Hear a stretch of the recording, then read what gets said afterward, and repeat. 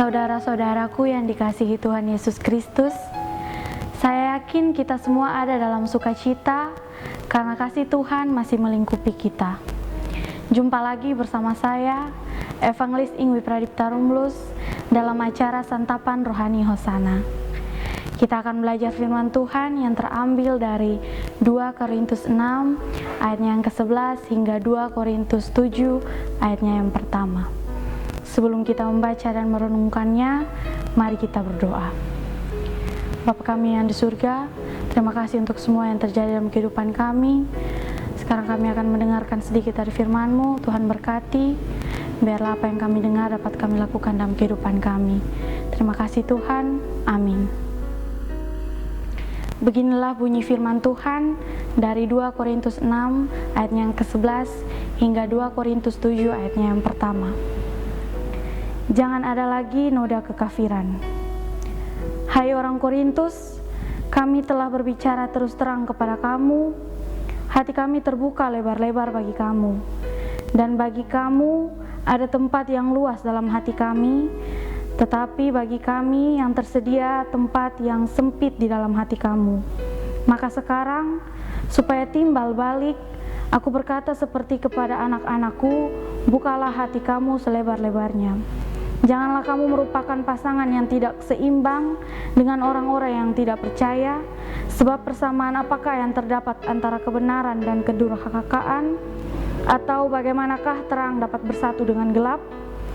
Persamaan apakah yang terdapat antara Kristus dan Belial? Apakah bagian bersama orang-orang percaya dengan orang-orang tidak percaya? Apakah hubungan bait Allah dengan berhala? Karena kita adalah bait dari Allah yang hidup menurut firman Allah ini, aku akan diam bersama-sama dengan mereka dan hidup di tengah-tengah mereka. Dan aku akan menjadi Allah mereka dan mereka akan menjadi umatku. Sebab itu, keluarlah kamu di antara mereka dan pisahkanlah dirimu dari mereka, firman Tuhan. Dan janganlah menjamaah apa yang najis, maka aku akan menerima engkamu. Dan aku akan menjadi bapamu, dan kamu menjadi anak-anakku laki-laki dan anak-anakku perempuan. Demikianlah firman Tuhan yang Maha Kuasa. Saudara-saudaraku yang kekasih, karena kita sekarang memiliki janji-janji itu, marilah kita menyucikan diri dari semua pencemaran jasmani dan rohani, dan dengan demikian menyempurnakan kekudusan kita dalam takut akan Allah. Demikianlah firman Tuhan. Shalom, Bapak Mama sekalian. Tema yang kita renungkan bersama adalah menjaga hidup yang berkenan kepada Allah. Kita mengenal bahwa Allah mengasihi manusia.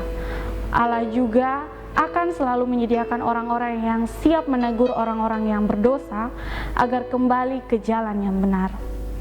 Bagaimana dengan orang berdosa itu? Apakah ia mau mendengarkan teguran atau malah sebaliknya, menutup hati dan tidak mau tahu? Paulus menegur, "Hai orang Korintus, ia telah membuka hatinya lebar-lebar untuk berbicara dan memberitakan firman Tuhan. Namun jemaat menganggap berita itu hanya angin lalu saja. Karena itu, tidak aneh apabila ia tidak mampu menerima sikap jemaat tersebut. Paulus pun menulis nasihat, bukalah hati kamu selebar-lebarnya. Dalam pasal 6 ayatnya yang ke-13. Ia ingin jemaat memperhatikan firman Tuhan dengan baik. Sebagai orang beriman, kita diharapkan mampu meningkatkan kualitas iman kita. Bukan sebaliknya, membiarkan iman itu menurun, apalagi meninggalkan iman. Orang yang beriman tidak akan berkompromi dengan hal-hal yang jahat. Penting bagi orang beriman untuk senantiasa menolak keinginan daging untuk berbuat dosa. Kita harus mematikan setiap perbuatan dosa, termasuk dosa yang tampak tidak bermasalah. Keinginan berkompromi dengan orang yang tidak benar sangat mendukakan hati Allah. Itu sama seperti menyatukan bait Allah dengan kuil berhala. Seperti bait Allah yang kudus, hidup kita hanya boleh diisi dengan kebenaran, terang, dan iman kepada Kristus. Kita perlu mencegah hal-hal yang tidak disukai Allah. Jika sudah terlanjur terjadi, hentikanlah dan segera berbalik arah. Kehidupan yang diperkenankan Allah menjunjung tinggi kemuliaan namanya. Paulus mengajak jemaat, marilah kita menyucikan diri kita dan dengan demikian menyempurnakan kekudusan kita dalam takut akan Allah. Itu dapat kita lihat dalam pasalnya yang ke-7 ayatnya yang pertama. Ajakan ini memperlihatkan bahwa dengan menjaga kekudusan hidup, penyembahan dan pelayanan kita kepada Allah tidak akan terganggu oleh apapun. Hidup kita tidak boleh melenceng dari kebenaran kehendaknya. Mari kita jauhi kecemaran dan mengikuti kehendaknya dengan menjalani hidup kudus. Mari kita amini firman Tuhan dengan doa. Kita berdoa. Bapa kami yang surga, terima kasih Tuhan. Biarlah apa yang kami dengar dapat kami lakukan dalam hari-hari kami lepas hari Tuhan. Terima kasih Tuhan. Amin. Kekasih-kekasih Tuhan, demikianlah santapan rohani Hosana saat ini. Semoga berkat firman Tuhan menguatkan iman kita. Sampai jumpa lagi dalam kesempatan berikutnya. Tuhan memberkati kita semua. Shalom.